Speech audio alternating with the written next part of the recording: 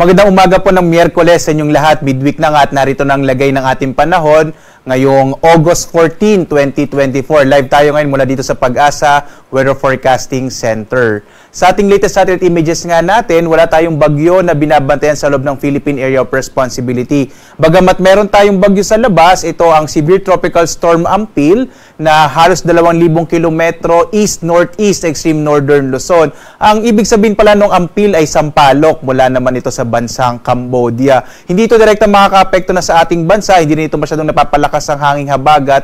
At itong Severe Tropical Storm Ampil ay patungo na sa bahagi naman ng Japan. Yung Ampil po ay isang international name.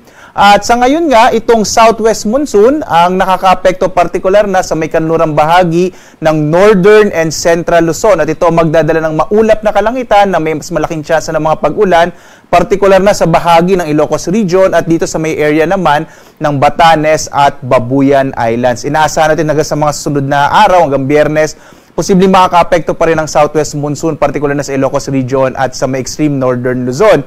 Samantala, sa nalabing bahagi nating bansa, sa Kamaynilaan at dito sa may Visayas, Mindanao at nalabing bahagi ng Luzon, patuloy na makararanas ng generally fair weather. Mapapansin nyo, walang masyadong kaulapan dito sa may area ng Visayas at gayon din dito sa may Mindanao. Kaya generally fair weather tayo. Liban na lamang, posible pa rin yung mga early morning rain showers at gayon din sa hapon hanggang sa gabi na mga thunderstorms na posible po magtagal ng mga 1 hanggang 2 oras. Sa nakikita nga natin, basta pinakuling datos natin, medyo maliit din siya sa magkaroon tayo ng bagyo hanggang sa pagtatapos ng linggong ito. So expect lang natin mga localized thunderstorms sa hapon hanggang sa gabi. Kaya mainam, may dala pa rin tayong pananggalang sa ulan. Samantala, dito nga sa Luzon, narito ating nasa magiging lagay ng panahon. Malaki yung tsansa ng mga pag-ulan sa may area ng Ilocos Region at Batanes, kasama yung Babuyan Islands dulot ng southwest monsoon. Habang sa nalabing bahagi ng Luzon, medyo mainit na panahon pa rin sa tanghali, habang malaking tsansa ng mga pag-ulan sa hapon hanggang sa gabi dulot ng mga localized thunderstorms. Yung agwat nga ng temperatura sa Lawag na sa 25 to 32 degrees Celsius, sa Baguio 17 to 22 degrees Celsius, habang sa Tuguegarao 25 to 33 degrees Celsius. Sa Kamaynilaan, nasa 25 to 32 degrees Celsius. Para dun sa ating motorcade mamaya, para sa ating mga Olympians, posible naman yung mga localized thunderstorms pa rin lalo na sa hapon. Sa Tagaytay, nasa 23 to 30 degrees Celsius, habang sa Legazpi, 26 to 32 degrees Celsius. Dito tayo sa Palawan, Visayas at Mindanao. Sa Bay area naman ng Palawan, inaasahan din natin ang mga isolated rain showers and thunderstorms. Agwat ang temperatura sa Kalayaan Islands, 25 to 32 degrees Celsius.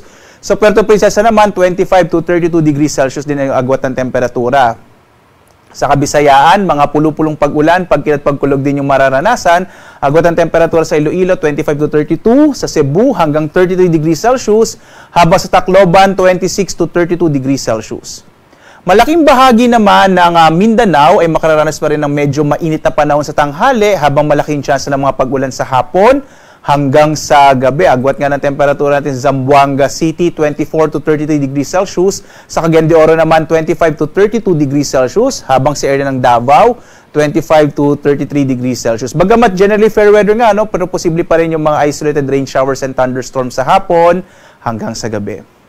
Sa ngayon nga, wala rin tayong nakataas na gale warning, kaya ligtas sa pumalawat ang mga sakyang pandagat at maliliit na mga bangka sa mga baybayin ng ating bansa. Bagamat patuloy tayo nagbibigay ng paalaala kapag meron tayong mga severe thunderstorms, kung minsan maaaring lumakas yung alon ng karagatan. Kaya iba yung pag-iingat, lalong-lalo na yung maliliit na mga bangka. Ang araw naman natin, sisikat mamayang 5:42 na umaga at lulubog, ganap na 6:19 ng gabi.